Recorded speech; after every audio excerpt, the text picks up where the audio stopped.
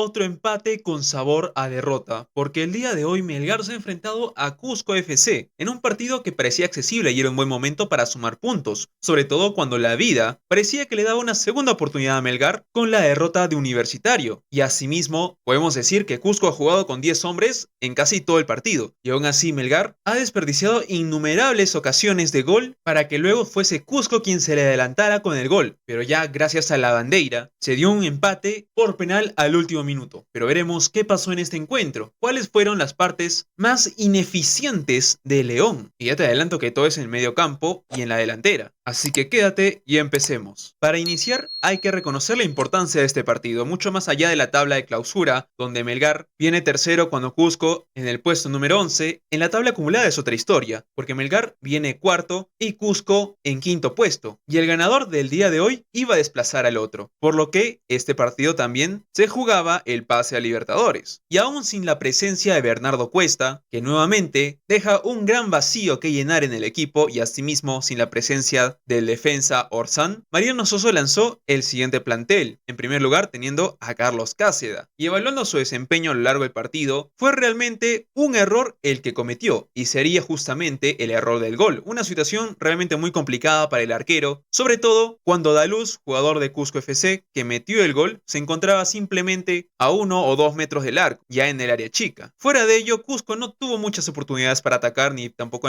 para poner problemas a Cáceda, por ahí también nos salvamos de un segundo gol gracias a un impacto al travesaño. Luego pasamos a la defensa, teniendo a Archimbot, Galiano y Matías Lazo en reemplazo de Orsán. Archimbot tuvo un partido discreto y gracias a la superioridad numérica de Melgar se dio también la libertad de poder atacar. Por ahí encontramos algún remate, pero principal un cabezazo que acabaría también estrellándose en el travesaño en una jugada en el que el arquero Hermosa acabó despejando y desviando 4 jugadas clave de gol. Y finalmente tendríamos en el centro a Galeano, que llevaría la banda de capitán ante la ausencia de Bernardo Cuesta. Y a lo largo de este encuentro hemos visto la gran confianza que tiene Mariano Soso en este jugador, que lo ha vuelto protagonista en esta línea de 3, cuya mayor deficiencia fue en los centros y los pases altos en profundidad, pues por ahí vino ese gol. Fuera de ello no podremos decir que era importante jugar con línea de 4, puesto a que, repito, debido a la superioridad numérica de Melgar, lo que tenía que hacer el equipo era salir a jugar en el espacio de Cusco, por lo que muchos jugadores rojinegros claro que también se adelantaron. Por ahí también me olvidé de mencionar que Matías Lazo en un inicio se ha mostrado un poco verde, todavía algo lento y a veces impreciso en la marca y en los pases, pero inclusive hasta él tuvo la oportunidad de atacar al arco, uno en un disparo directo y el otro en un cabezazo que para mí era la más clara de Melgar en el primer tiempo, pero por cuestión de centímetros se le va a este joven jugador. Y ahora pasamos al medio campo y a la delantera, dos segmentos que prácticamente tuvieron la mayor posesión de balón en todo el partido. Y adelantándome un poco, nuevamente encontramos a Bordacar, que tiene claramente un mayor desempeño jugando como punta central, y en el minuto 23 tuvo un duelo 1 contra 1 contra el arquero Ferreira de Cusco, pero en un disparo fuera del área impacta con su mano y el portero queda expulsado. Ante ello, entra Eder Hermosa, quien acabaría convirtiéndose, para mí, en el jugador estrella del partido, porque es gracias a Hermosa que logra atajar y desviar varios tiros que iban directos al arco, con potencia y con dirección, principalmente por Pablo Lavandeira, que fue el delantero más letal de todo el encuentro. Y ya nuevamente volviendo al medio campo, tenemos a Rigo, Tandazo, Arias y Ramos. Y sí, si te has dado cuenta, vemos ahora a Kenji Cabrera ya no en la posición de volante, sino ahora como un delantero lateral. Y justamente Kenji está en esa posición para reemplazar a Tomás Martínez, que recién pudo ingresar al segundo tiempo. En mi opinión, Kenji Cabrera tenía un papel mucho más protagonista en la volante, apoyándose bastante en Tandazo en la recuperación y en el ataque. Pero claro, Cusco jugando con un hombre de menos era también un buen momento para que Kenji Cabrera demostrara esos dotes goleador, porque comparándolo con otra estrella juvenil como Grimaldo de Cristal, Grimaldo ya le viene de la delantera, por justamente anotar en momentos importantes, algo que a Kenji Cabrera le falta todavía controlar. También ha tenido las oportunidades de disparar al arco, pero aún no conocemos goles de él. Por otro lado, el Chaca Arias inició el encuentro con un partido que prometía jugar con un desempeño regular, ya con el paso de los minutos, sobre todo a finales del segundo tiempo, tuvimos una participación mucho más lenta y acabó siendo uno más del montón. Y por montón me refiero a todo el equipo de Melgar, que podemos decir que se pasaron de pechos fríos, que no reaccionan, que no le meten corazón. Y es que, ¿de qué otra manera podemos decir que Melgar juega 90 minutos con 11 hombres sin anotar ni un solo gol y que la única oportunidad de meter gol es de penal, es decir, manteniendo solo al arquero y al delantero sin nadie más. Luego también tendríamos a Yamir Darrigo, que como carrilero no ha tenido buenos minutos en este encuentro, ha pasado muy desapercibido y para nada es el letal Darrigo que conocemos. Y ahora sí, en la delantera ya hablamos de la Bandeira, que gracias a la Bandeira el equipo no se cae a pedazos, porque a falta de Bernie Cuesta, que es el jugador más contundente de Melgar, al menos podemos encontrar resguardo en la Bandeira, un jugador con gran experiencia y que, no lo voy a negar, su pase por Alianza Lima en serio que le ha sumado mucha experiencia y más dominio del balón de lo que este jugador tenía. Gracias a ello podemos contar con esa calidad y marcar cierta diferencia en el equipo. Pero de los 3 o 4 goles que pudieron ser de la Bandeira el día de hoy, fue gracias a Hermosa, portera de Cusco, y al travesaño, que no podemos celebrar más de un gol. Y a su costado tendríamos a Bordacar y Kenji Cabrera como jugadores irregulares a lo largo de los 90 minutos. Y ese era mi temor sobre Melgar, que tenga jugadores irregulares. Porque hoy este equipo, si era el plantel con el que iniciaba el clausura, goleaba totalmente a Cusco, metía como mínimo 2 goles a 0. Pero hoy en día la calidad del 90% de estos jugadores ha venido decayendo. Y si hablamos ahora de los suplentes, podemos decir que Mariano Soso acertó con 2 cambios. El primero de Tomás Martínez, con la salida de Galeano, a lo que me pareció muy atrevido, porque lo que era la línea 3 incluso acabó siendo línea de 2 en un momento, en el que casi llega el segundo gol de Cusco, pues eran 3 delanteros de Cusco contra solo 2 defensas de Melgar. Luego también tendríamos el ingreso de André Vázquez, jugador de la sub-20, por la salida de Kenji Cabrera. Y fuera de Martínez, Vázquez, si bien no tuvo un rol principal en lo que fue el penal de Melgar, sí generó 2 ocasiones claras de gol disparando con potencia y dirección al arco de Eder Hermosa. Y a su corta edad, nuevamente, parece ser una buena opción para ser uno de los primeros cambios, o por qué no, de aquí a unos partidos, inclusive ser titular. Pero vamos, que aún no me voy a emocionar con esto. Luego asimismo tendríamos el ingreso de Aguinaga, que ya es de costumbre, por la salida de Ramos, pero fuera de sus primeros partidos no